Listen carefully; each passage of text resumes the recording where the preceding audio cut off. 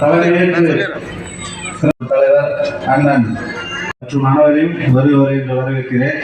இந்த கூட்டம் என்னன்னு பாத்தீங்கன்னா 4 ஆண்டு சாதனை பொது விளக்க நம்ம பகுதி. இப்ப இங்க நம்ம நிகழ்ச்சி இன்னைக்கு 4 ஆண்டு சாதனை விளக்கம் தமிழ்நாடு முழுவதும் அனைத்து பகுதிகளிலும் இன்றைக்கு தமிழ்நாட்டினுடைய சாதனையாளராக தமிழ்நாடு போற்றுகின்ற ஒரு முதல்வராக இன்றைக்கு தமிழ்நாட்டினுடைய முதலமைச்சர் அவர்கள் எண்ணற்ற திட்டங்களின் மூலமாக தமிழ்நாட்டினுடைய நீண்ட நெடு நாட்களான கோரிக்கைகளை மக்கள் தொடர்ந்து எந்த ஆட்சி வருகிறதோ அந்த ஆட்சியினுடைய கோரிக்கையை வைத்து வந்தது எல்லாம் இன்றைக்கு நிறைவேற்றி தந்து மாபெரும் ஒரு முதல்வராக இன்றைக்கு வலம் வந்து கொண்டிருக்கின்றார்.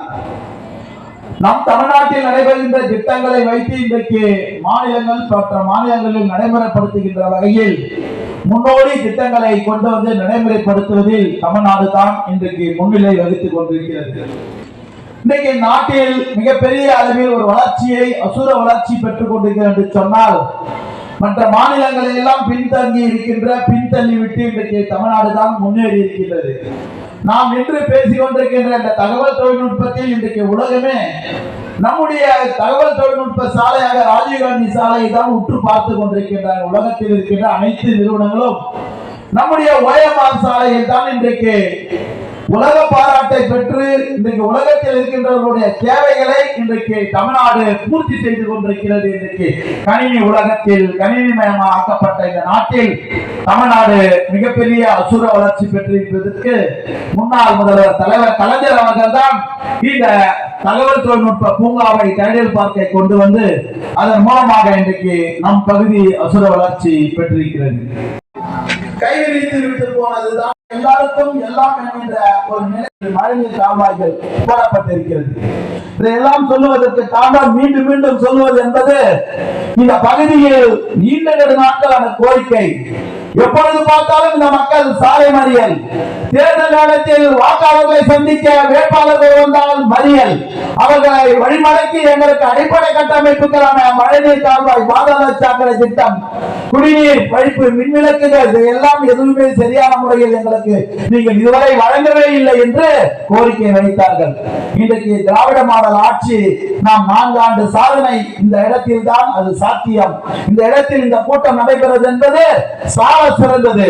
ஆகவே இன்றைக்கு உங்களால் தேர்ந்தெடுக்கப்பட்ட சென்னை மாநகராட்சியுடைய மாமன்ற உறுப்பினர் எடுத்து சொல்லி இருந்தாலும் இந்த பகுதியில் நாங்கள் எல்லாம் இன்றைக்கு சட்டமன்ற உறுப்பினராக தேர்ந்தெடுக்கப்பட்டு உங்களால் பெருவாரியான வாக்குகள் இந்த பகுதியில் பெற்று தந்தீர்கள்.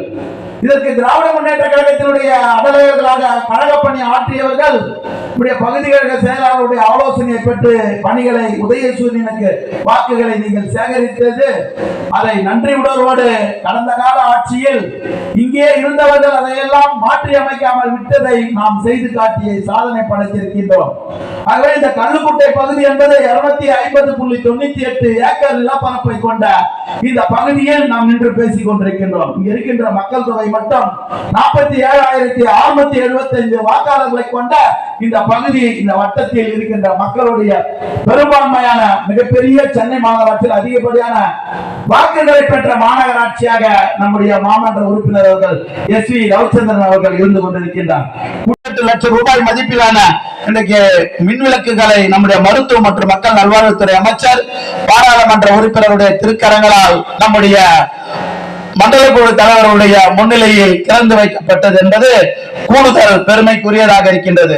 ஆகவே இன்றைக்கு தொடர்ந்து இந்த கல்லுக்குட்டை பகுதியில் பிரதான சாலைகளில் மழைநீர் கால்வாய் அமைத்ததை பற்றியும் சாலைகளுக்கு இன்றைக்கு 6 கோடி ரூபாய்க்கு மேலாக நிதிகளை ஒதுக்கி அந்த பணிகள் நடைபெறுகின்ற வகையிலும் கூடுதலாக இன்றைக்கு கல்லுக்குட்டையில் மட்டும் 7.79 கிலோமீட்டர் நீளத்திற்கு 28.4 கோடி செலவில் 23 தெருவிளக்குகளுக்கு மழைநீர் கால்வாய்களுக்கு இன்றைக்கு வடிகால் அமைப்பு KFW மூலமாக இன்றைக்கு M1 திட்டத்தின் கீழ் இன்றைக்கு நடைபெற்றுக் கொண்டிருக்கிறது. இதெல்லாம் சொல்லுவதற்கு காரணம் இன்னமும் கூடுதலாக இந்த பகுதியில் வாய்ப்புகளை கிடைக்கும் போதெல்லாம் சென்னை மாநகராட்சியும் சம்பந்தப்பட்ட அலுவல் பெருமக்களையும் சந்திக்கும் போதெல்லாம் உங்களால் தேர்ந்தெடுக்கப்பட்ட மாமன்ற உறுப்பினர் SV ரவிச்சந்திரன் அவர்கள் இந்த பணிகளை கல்லுக்குட்டை என்று இந்த பகுதியினுடைய அனைத்து கட்டமைப்புகளை உருவாக்க வேண்டும் என்று கேட்டுக்கொண்டு இன்றைக்கு பெற்று மிகப்பெரிய அசுர வளர்ச்சியை கல்லுக்குட்டை பெற்றுக் கொண்டிருக்கிறது. இன்றைக்கு தொடர்ந்து இந்த நிதியாண்டில கூட இன்னும் 5 கோடி ரூபாய் 16 தெருக்களுக்கு இன்றைக்கு அந்த மதிப்பீடுகள் எல்லாம் தயாரிக்கப்பட்டு இன்னைக்கு பணிகள் நடைபெறுகிறது. எதற்காக சொல்கிறேன் சொன்னால், இந்த கல்லுக்குட்டை என்பது சோழிங்கநல்லூர் தொகுதியில் உட்பட்ட பகுதி, பெரும்பாலும் ஏழை எளிய மக்கள் வாழ்கின்ற பகுதி.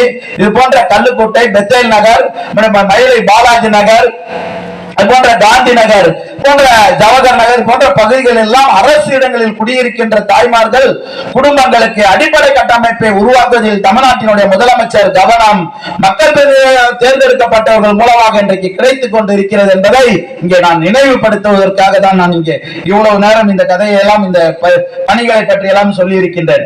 அதே இன்றைக்கு இந்த பகுதியில் பட்டாக்கள் வழங்க வேண்டும் என்ற கனவு திட்டம் என்னை பற்றி எல்லாம் எல்லாரும் சொல்லியிருந்தாலும் கூட, இவற்றை 3 நாட்களுக்கு முன்னால் கூட மாவட்ட ஆட்சி தலைவர்களுடைய தலைமையில் நான் ஒரு கணக்கு, நம்முடைய சட்டப்பேரவையினுடைய குழுவினுடைய உறுப்பினராக இருப்பதனால் சென்னை மாநகராட்சியினுடைய அதனுடைய தலைவர் வேல்முருகன் அவர்களும் அந்த நிலையில் அங்க சென்னை மாநகராட்சியில் 20 ஆண்டுகள் இந்த குழு கூட்டமே நடைபெறாத அந்த கூட்டத்தை கூட்டியதன் அடிப்படையில் சட்டமன்ற உறுப்பினர்கள் இந்த பட்டாவை பற்றி பேச வேண்டும் என்று நம்முடைய முதலமைச்சர் அவர்கள் அதற்காக கவனங்களை செலுத்தி அதன் மூலமாக அந்த மாவட்ட ஆட்சியாளர் அழைத்து என்னெல்லாம் பணிகள் நடைபெற்றுக் கொண்டிருக்கிறது என்பதை எல்லாம் இன்றைக்கு கலந்தோசிக்கும் போது, நானும் இங்கே ஒரு மிகப்பெரிய அளவில் கல்லுக்குட்டை பகுதியை 250 ஏக்கருக்கு மேலான அரசு இடத்தில் நீண்ட நாட்களாக குடியிருந்து வருகின்றார்கள், அவர்களுக்கும் பட்டா வழங்க வேண்டும் என்று நான் கோரிக்கை வைத்து இன்றைக்கு அதை மாவட்ட ஆட்சியாளரும்